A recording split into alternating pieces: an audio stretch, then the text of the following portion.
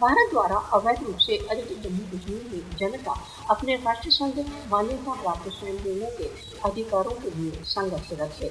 कश्मीरियों का स्वतंत्रता आंदोलन यथार्थ निर्देशन तथा सार्वजनिक इच्छा पर निर्भर है।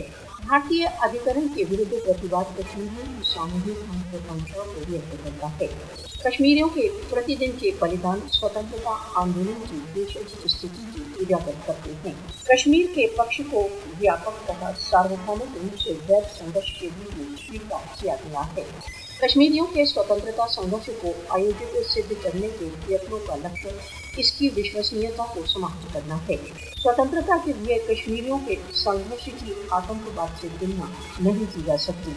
भारत के नैरेटिव अधिकरण के विरुद्ध कश्मीरियों के प्रतिवाद की यथार्थता को नहीं छुपा सकते। कश्मीरियों के देशज स्वतंत्रता आंदोलन को बदनाम करने के प्रयत्न निश्चित ही विफल होंगे। कश्मीरियों का देशज स्वतंत्रता संघर्ष यथावत है तथा निश्चित ही सफल होगा।